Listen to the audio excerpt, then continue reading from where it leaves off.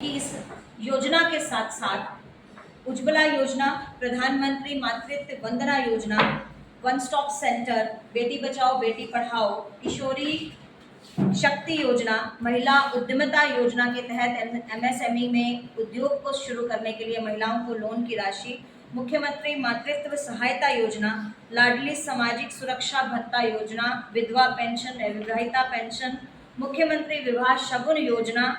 हरियाणा महिला समृद्धि योजना, मुख्यमंत्री महिला श्रमिक सम्मान योजना और महिलाओं का समाज सेवा में अच्छा काम करने पर उनको जो नारी शक्ति अवार्ड दिए जाते हैं। ऐसी ना जाने कितनी जो सेंटर की योजनाएं हैं और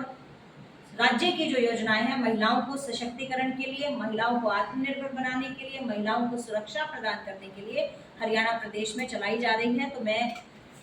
हरियाणा प्रदेश की पूरी महिला की तरफ से 48% महिलाओं की जो भागीदारी है वोटर्स में, उनकी तरफ से माननीय नायब सिंह सैनी जी, माननीय नरेंद्र मोदी जी और हमारे पूर्व मुख्यमंत्री माननीय मनोहर लाल जी का तहे दिल से धन्यवाद करना चाहूँगी और हमारे प्रदेश के प्रदेश अध्यक्ष माननीय मोहन लाल पटोले जी का धन्यवाद करना चाहूँगी कि उन्होंने अपने इस वादे को अपने प्रथम कार्यकाल में संपूर्ण किया और हरियाणा प्रदेश की महिलाएं उनको धन्यवाद करती हैं। दूसरा जो पत्रकार वार्ता का आज विषय है वो बहुत गंभीर विषय है और इस गंभीर विषय को शुरू करने से पहले मुझे लगता है कि एक महिला होने के नाते मैं खुद इस बात से बहुत आहत हूँ कि बिहार के दरभंगा में जब राहुल गांधी जी अपनी वोटर अधिकार यात्रा की शुरुआत करते हैं, एक तरफ तो वो ढोंग रचते हैं कि वो लोकतंत्र की सुरक्षा कर रहे हैं, लोकतंत्र को बनाए रखने का काम कर रहे हैं, उस मुहिम में लगे हैं, ये सब ढोंग है।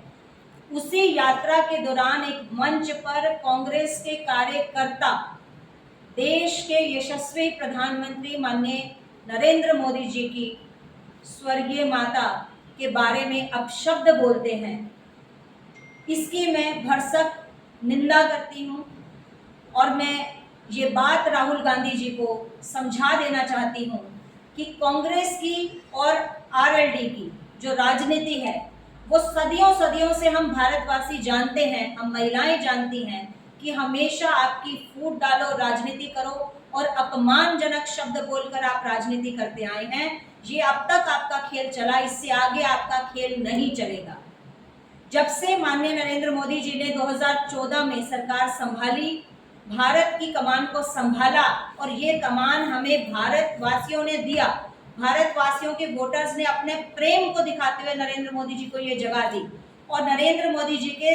इस जगह पर आते ही प्रधानमंत्री के रूप में शपथ ग्रहण करते ही कांग्रेस सत्ता से बाहर होते ही जो कांग्रेस की सत्ता का लालच है वो उनके मुख से हमेशा निकला। उन्होंने प्रधानमंत्री जी को चोर कहा, उन्होंने प्रधानमंत्री जी को कहा चौकीदार चोर है। ऐसी कई बार हमारे सामने दृश्य आए जब उन्होंने माननीय प्रधानमंत्री जी के लिए अपमानजनक शब्द इस्तेमाल किए, लेकिन ये हमारे प्रधानमंत्री माननीय नरेंद्र मोदी जी का बड़प्पन है, उनका व्यक्तित्व है कि उन्होंने आज तक अपने मुख से उनके लिए कभी बुरे शब्द इस्तेमाल नहीं किए। लेकिन अब ये स्थिति सहन करने योग्य नहीं है। हम सब महिला मोर्चा की कार्यकर्ता, महिला बहनें और भारतीय जनता पार्टी की महिला पदाधिकारी, महिला राजनीतिक कार्यकर्ता इस बात की निंदा करते हैं कि देश के प्रधानमंत्री इस देश की साख हैं, इस देश की मान मर्यादा हैं। आप उनकी मान मर्यादा को विदेशों में जाकर भी उनकी मान मर्यादा को ठेस पहुंचाते हैं, भारत माता की मान मर्यादा को ठेस पहुंचाते हैं।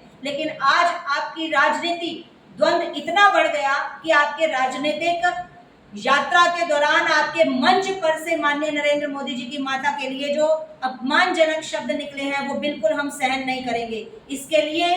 राहुल गांधी जी को और कांग्रेस के हर कार्यकर्ता को भारत देश की प्रत्येक महिला से माफी मांगनी होगी और बिल्कुल माफी मांगनी होगी। मैं यहाँ पर विशेषकर एक बात कहना चाहूंगी, चाहे प्रियंका गांधी हो और चाहे सोनिया गांधी हो, क्या कांग्रेस के कार्यकर्ता आज वही बात प्रियंका गांधी और सोनिया गांधी के लिए इस्तेमाल कर सकते हैं? क्या उसी मंच से राहुल गांधी की मां के लिए ये शब्द इस्तेमाल कर सकते हैं क्या? अगर वो सोनिया गांधी के लिए शब्द इस्तेमाल नहीं कर सकते तो किस मुंह से उन्होंने हमारे मान सम्मान, हमारे देश के प्रधानमंत्री की माता जी के लिए ये शब्द इस्तेमाल किए? मैं इसकी भरसक निंदा करती हूँ